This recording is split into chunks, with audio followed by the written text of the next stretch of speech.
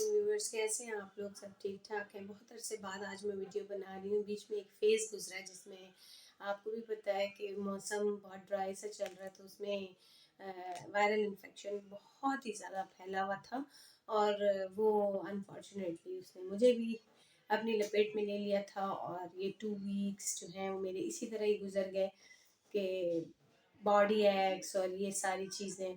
तो बस मैंने आज सोचा कि बहुत ज़्यादा कोई साइंटिफिक वीडियो नहीं, बहुत दिमाग का इस्तेमाल मैं आज नहीं करूँगी।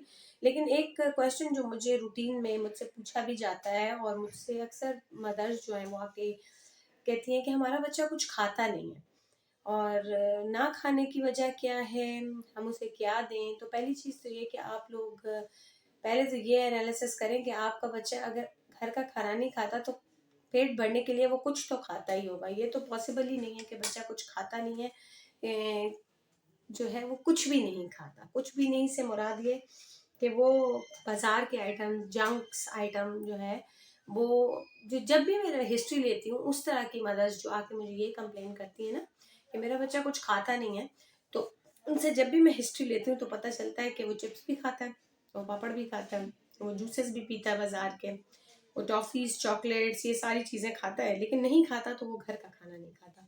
तो उनके लिए तो पहले ये है, मदर्स के लिए, कि पहले तो आप खुद एनालिसिस करें कि आप कितना तवज्जो दे रही हैं और कितना चेक एंड बैलेंस रखा हुआ है कि बच्चे को आप कितना पैसे देती हैं, स्कूल के लिए लंच देती हैं कि नहीं देती हैं।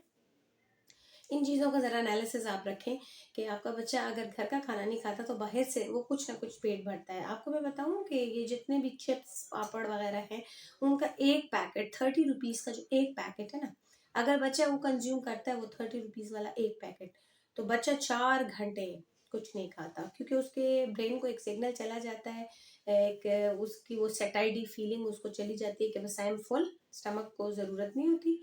और स्टमक फिर यही मैसेज कन्वे करता है आगे ब्रेन को कि भाई मुझे कुछ नहीं चाहिए। इसलिए वो जो भूख लगने का वो जो सेंटर है ना, सेटाइडी सेंटर, वो एक्टिवेट नहीं होता।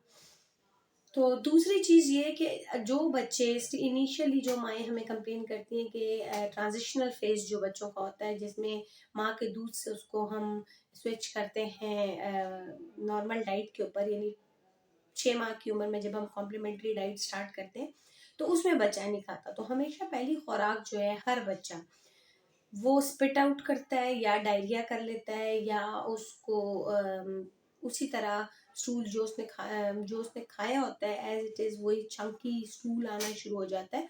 तो ये एक कंप्लेन मदर्स की होती है कि जी हमारा बच्चा जो है वो एज इट इज़ जो खा रहा है वो निकाल रहा है, या जो हम उसे देते हैं वो वॉमिट करता है। वो असल में वॉमिट नहीं होती, वो स्पिट आउट होता है। तो वो जो ट्रांजिशनल फेज होता है, उसमें आपने जो चीज़ ऑब्जर्वेशन में रखनी है कि आपने हमेशा पहले तो वो खुराक स्टार्ट करनी है, क्योंकि माँ के दूध से एकदम हमने स्विच ओवर करना होता है। तो आपने हमेशा वो खुराक स्टार्ट करनी है कि जो जिसकी कंसिस्टेंसी लिक्विड बेस्ड हो या सेमी सॉलिड इनकंसिस्टेंट हो। तो अगर आप डायरेक्ट उसको सॉलिड या चंक्स हाथ में पकड़ाना शुरू हो जाएंगे तो बच्चा कभी नहीं खाएगा। इसलिए हमारा एक कॉन्सेप्ट क्लियर होना चाहिए। जिस तरह पार्शियली हाइड्रोलाइज्ड फॉर्मुलेशन हम कहते हैं, तो पार्शियली हाइड्रोलाइज्ड फॉर्मुलेशन वो फॉर्मुलेशन होती है चूँकि हमारी जो गट की लाइनिंग है वो सेमी परमिएबल मेम्ब्रेन होती है। सेमी परमिएबल से मुराद ये कि स्मॉलर मॉलिक्यूल उसमें से एब्सॉर्ब होते इजीली। तो अब हमने जो पार्शियली हाइड्रोलाइज्ड फॉर्मुलेशन है, उसका कॉन्सेप्ट ये है कि जो चीज़ हम खुराक में बच्चे को देंगे, वो चीज़ एटलीस्ट इतनी लिक्विड बेस्ड हो या सेमी सॉलिड इन कंसिस्टेंसी हो, या उसका मॉलिक्यूलर साइज इतना छोटा हो कि बच्चे का जो गट है वो इजीली उसको एब्जॉर्ब कर ले। अगर आप उसको बड़े बड़े चंक्स 6 माह के बच्चे को देना शुरू कर देंगे तो उसकी absorption up to the mark तो नहीं होगी। वो एज इट इज़ वही चंक निकालेगा, ठीक है, क्योंकि उस तरीके से गट डिज़ाइन होता है दूध को एब्जॉर्ब करने के लिए, डाइजेस्ट करने के लिए, बड़े बड़े चंक्स को एब्जॉर्ब करने के लिए, डाइजेस्ट करने के लिए एकदम हम उसको स्विच ओवर नहीं कर सकते। तो इसलिए हम लोगों ने जो भी डाइट देनी है उसको स्मॉल, छोटे छोटे खानों में कन्वर्ट करना है, उसको लिक्विफाई करना है। जूसर ब्लेंडर हर एक के घर में होता है, उसको जूसर ब्लेंडर में एक दफ़ा घुमा के उसकी कंसिस्टेंसी को लिक्विफाई करके हमने डाइट बच्चे को एडमिनिस्टर करवानी है। दूसरी चीज़ जो ये है कि डाइट का कॉन्सेप्ट हमेशा ये होना चाहिए कि आपने एक खाने से बच्चे को स्टार्ट करवाना है, कोई भी एक खाना। वैसे जो बुकिश नॉलेज के मुताबिक 2-2 हफ्ते के गैप से खाने को चेंज करना है। अगर आपने खिचड़ी स्टार्ट करवाई है तो वो एक ही खिचड़ी जो है उसके 2 या 3 फीड्स आपने 100-100 ग्राम के या 50-50 ग्राम के स्प्लिट डोजेस में फीड्स उसको देने हैं, और 1 हफ्ता पूरा आपने उसको खिचड़ी और माँ का दूध देना है। उसके बाद नेक्स्ट वीक में आपने जाके उस खिचड़ी को बंद करके केला स्टार्ट करवा दिया, तो 1 हफ्ता आपने वही देना है। तीसरे हफ्ते आपने खिचड़ी, केला और उसके साथ कोई एक नई डाइट और इंट्रोड्यूस करवानी है। डाइट का पैटर्न अमूमन इस तरीके से होना चाहिए। ये नहीं होना चाहिए कि भई आपने हाथ में रोटी पकड़ा दी या हाथ में आपने गोश्त का टुकड़ा पकड़ा दिया और बच्चा उसको टीदिंग एक्टिविटी के तौर पे दांतों में इधर घुमा रहा है, उधर घुमा रहा है और चंक ले जाता है, चोक कर लेता है। ये तरीकाकार आपका डाइट का गलत है। इसलिए इन जनरल जो मुझे सवाल आता है कि हमारा बच्चा कुछ खाता नहीं है, तो पहले तो आपने एनालाइज करना है कि भई बच्चा जो है आपका बाहर का क्या खा रहा है। ठीक है, बाहर के किन किन खानों से वो अपना पेट भर रहा है, मीठा का इंटेक उसका कितना है, ये चीजें आपने देखनी है। तीसरी चीज ये है कि बच्चे के चूंकि टेस्ट बड फुली मेच्योर होते नहीं इनिशियली 6 मंथ ऑनवर्ड्स के, तो उसको आपने एक एक खुराक करके इंट्रोड्यूस करवानी है। प्री स्कूलर्स के लिए या स्कूल गोइंग चिल्ड्रंस के लिए ये है कि वो तो आपने चेक एंड बैलेंस रखना है कि जंक इनटेक कितना है।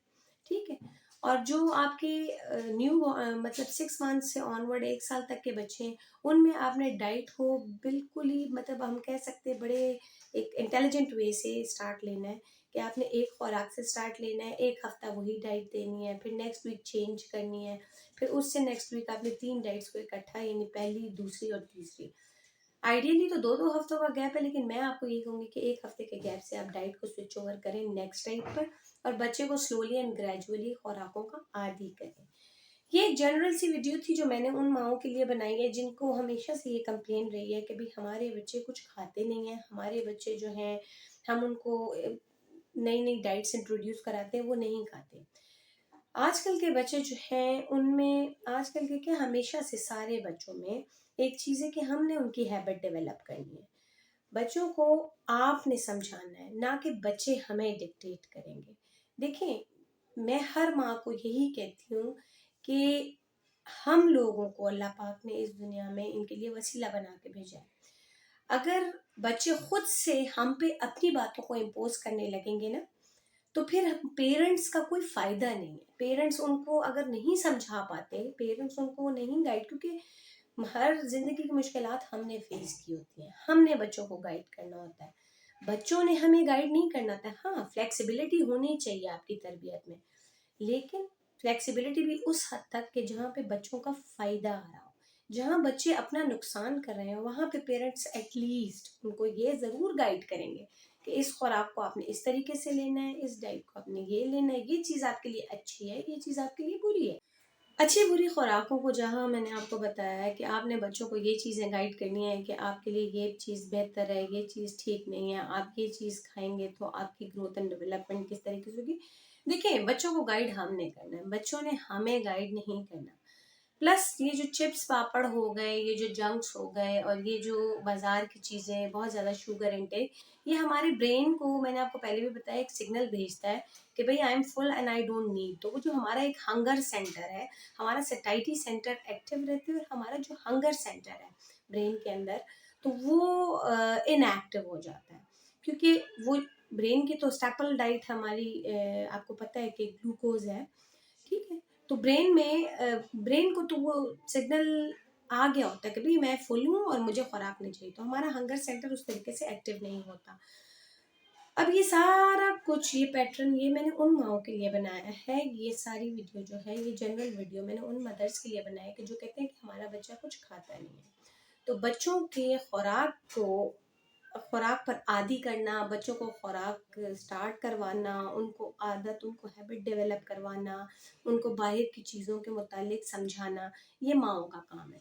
माओं का, बाप का या पेरेंट्स का काम है कि वो बच्चों को गाइड करें कि आपके लिए क्या बेहतर है और क्या नुकसानदेह है। इसी के साथ मैं इजाज़त चाहूँगी, अपना बहुत ज़्यादा ख्याल रखें और इस सर्दी की शिद्दत में अपने आप को गर्म रखें। बच्चों की खुराकों में प्रोटीन हाई करें, फैट्स हाई करें। ठीक है, ये नट्स, ये चीज़ें, ये बड़ा ज़बरदस्त एक, आप बच्चों को लेकर बैठें सर्दियों में, उनके साथ उनको आदत डालें नट्स खाने की, उनको आदत डालें ड्राई फ्रूट्स खाने की, उनको आदत डालें घर की खुराकों की। इसी के साथ मैं ज़्यादा चाहूँगी अपना बहुत ख्याल रखिएगा, दुआओं में याद रखिएगा। अल्लाह हाफ़िज़।